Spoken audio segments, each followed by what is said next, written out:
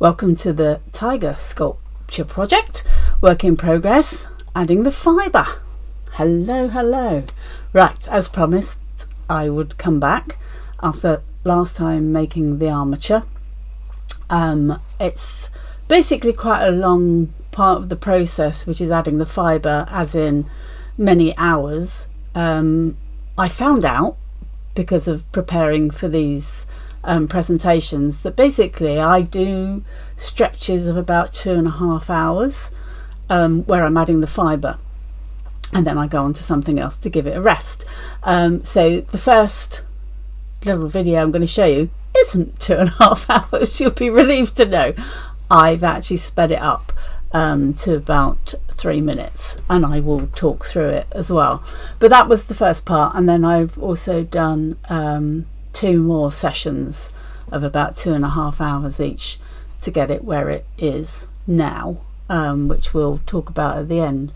But it's fair to say that it's the kind of alien ugly stage, but more importantly the stage we're at is the keep the faith, because there are many times that you wonder whether it's going to make it through.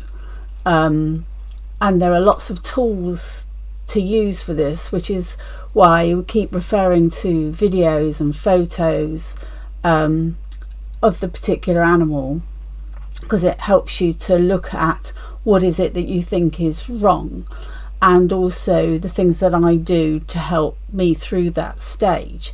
But hopefully you will also see that if you ever commission me to do a piece of work for you, why I won't show you the in-between stages, because you'll be probably quite horrified to see that it looks awful for a very long time. In fact, I think I'd be quite worried if one of my pieces actually looked okay at this stage, because it's like it's too early for it to look okay. The only thing I can do is destroy it at this stage if it looked okay, because it's not actually big enough, it's not got its top coat on. Bearing in mind at this stage it's still core wool, even though I'm using yellow fibres, it's still core fibres. And what core fibres means is it's wool that's been washed and more often than not just carded. I have a carding machine. Which way shall I go? That way.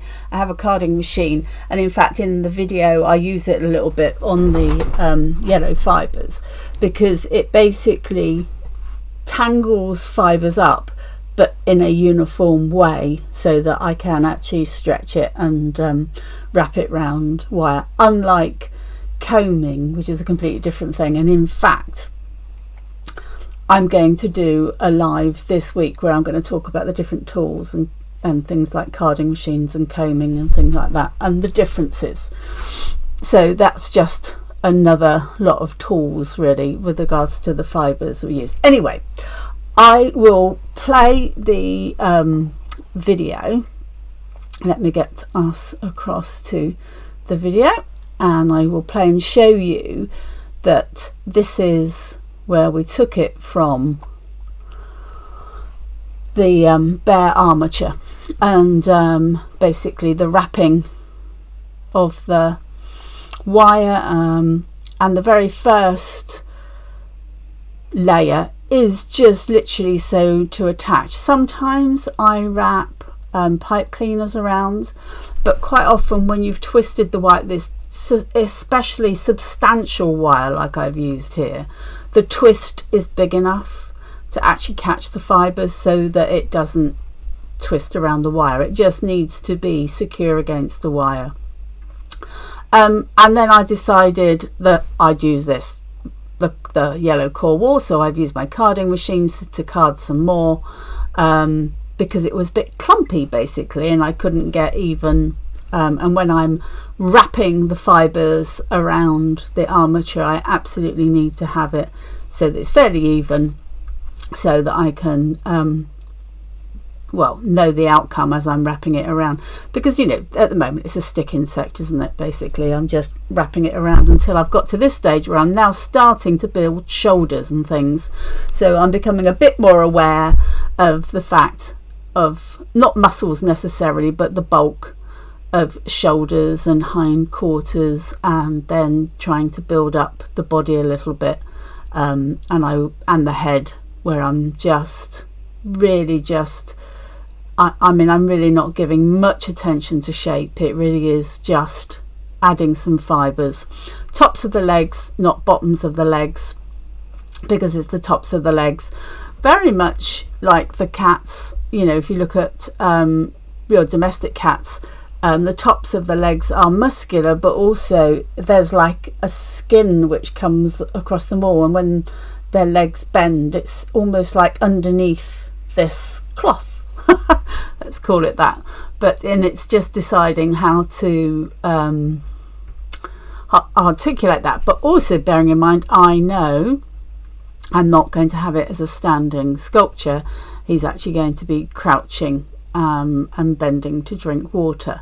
So I know I'm only going to get it to a certain stage before I actually start bending him. And actually I did that quicker than I thought I would, because quite soon we'll get to the end of this video and you'll see a couple of pictures where I did actually bend him into that crouching position. But here I'm just adding a bit more thickness around the tops of the legs, around the side, bulking him up a bit. And this is still not really hard felting, because obviously I need to be able to move him about a bit once I start bending the legs, because as we know, the muscles in the body will also move as soon as I start bending the legs. But yeah, just adding a bit more around the head. I mean, the shape of the head, we just ignore that at this stage, because when we come back to me, I will show you. Here we go. So let me just pause the video. Is that going to pause the video? No. Okay. Pause the video? Yes, pause the video. Right, will I enable me to go back and just quickly show that? Okay, so this is after I had finished the initial wrap. I then basically was adding a bit of detail of muscles and at the corners of the kind of legs and things, and then I realized I needed to now do the bend, because basically I was adding too many muscles and they would look different once I've actually bent him. So I did then bend him into shape. This is the top view. I mean, I can only say alien really at the moment, because it's not accurate. It's just me trying to get the positioning, and it's at this stage where I realise how far away I am from my final sculpture, because of just the shaping. And as I say, this is why I don't actually normally show this part of the process. I think I've got another sideways shot in a minute. Yeah, now equally, obviously I haven't done much fibre on the bottom of the legs and the tops of the legs, the muscles, but I also think I've been a bit heavy on the underbelly. But at the moment it's all about the overall, so I need to thin the neck or extend the neck and get the muscles in comparison to that. It's all comparison and working, and then once you've changed one bit, going back and looking at the other bits in comparison to it. And then I put it onto the piece of wood that he's actually going to be on at the end, to see that I can actually get him in proportion to that as well. Okay, so back to me. There we go. So hopefully that gave you a bit of an insight into that stage. That video part was about 2.5 hours work, and then I had done another 2.5, 3 hours to the 2 pictures which were on there. And then if I also bring you and show you where I am at the moment, which is In fact, if I show you that way, I keep thinking it looks like a trussed up chicken, but anyway, as you can see, he's bulked out a bit more. I still think he's a little bit too much of his underbelly. I don't think he'd be as much there. And as I kept looking at it, I realised I'm trying to get the arch in comparison to the head down, and also the shaping. So what I decided to do, which is one of my little tools that I do, which is I add clumps. Now these are literally just clumps of wool which I've felted a little bit, that I add on, and I can just pull them off as well. They're just tacked on, so I can start to see, you know, because I want to see how thick these feet are going to be in comparison, and therefore how does it sit in comparison to the head. And let me get and then I bring my little display piece, put him on, and actually see exactly how he's going to be and where he's bending down into what's going to be water here, so where the tail will go down and things like that. So what I wanted to demonstrate to you was that this is a terrible stage to look at, and I think I've probably convinced you of that. Mission accomplished. But it's normal. It's normal for most of my projects I've ever done. Look, and sometimes you have a glistening moment where you think, oh yes, that's all going well, and then you realise you have to undo it all because it didn't go along with the other. You have to keep doing one. I call it obsessing. You obsess about a particular area, then you come back and look at the whole. You obsess about another area and come back and look at the whole. And it's just this constant, because there's absolutely no point in putting top layer and details on until this all fits. For instance, the head, I have made no attempt to get that shape right until I know it's at the right angle, because I love to spend a lot of time on the face and head. And if I get that right and then find I've actually got it out of proportion with the rest of it, that would just be not good. So, but also, as I say, I seem to do sessions of about 2.5 hours each project. Now that's why I have lots of projects on the go at the same time, because I get to a stage where I say I'm not improving it anymore at the moment, and in fact I'm probably making it worse, so I have to put it down. And then I go on to something else, or I might stop completely. But the whole time you're still thinking about it, and you're thinking, oh, actually, yeah, that this way, and you can play around. The great thing is that fibre sculpture is so forgiving. I always say I bow in utter respect for potters and anybody who sculpts with clay. And additionally, anybody who takes, you know, a lump of marble and chisels out and sculpts, because it's done. I mean, you've got one attempt at it. And, you know, with potters who spend all that time they could put it in the kiln and it just goes to pieces. So, you know, deepest respect. I literally can take a knife to mine. Now, I will just quickly go back to the head here. Is quite firm. I mean, he's not, you know, rock solid, but he's pretty firm. To be honest, the belly's quite firm as well, because I will be chopping some of that down.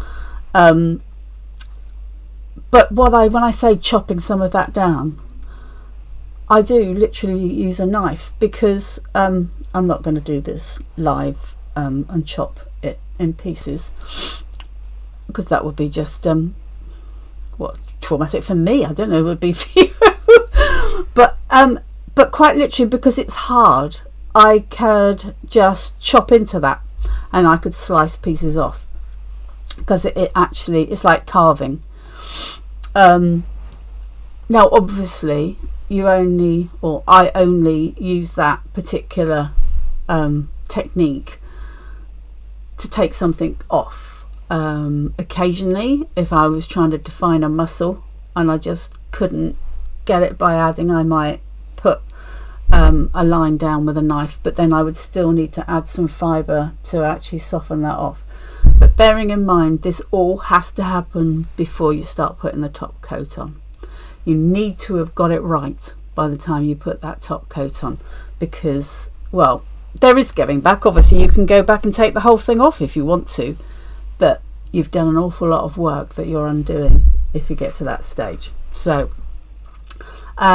lots of decisions yet to make and come to, but we'll come up with another project work in progress,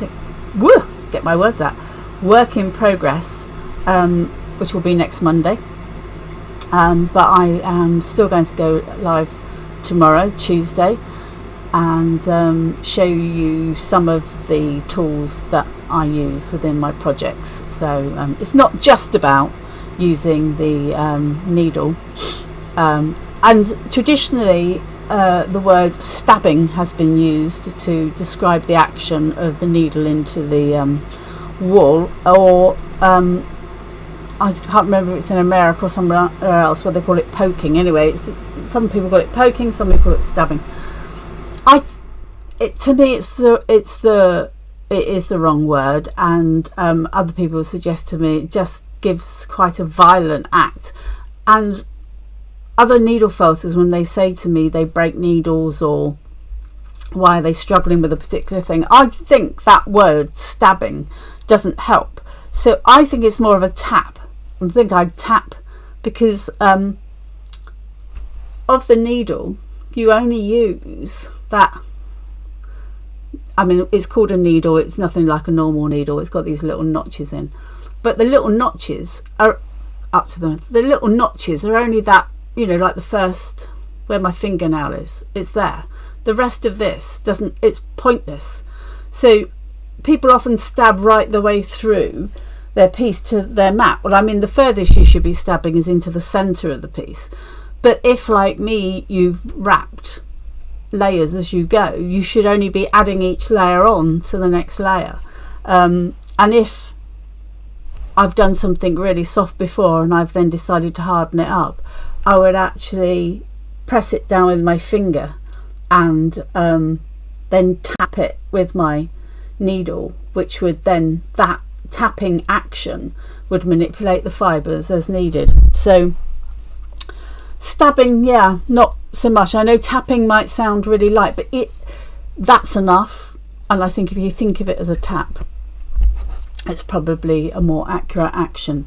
It probably doesn't feel satisfying in the sense that people feel like it's a bit more thrusting than that. But I think more often than not, that's what I'm doing, is tapping. So there you go.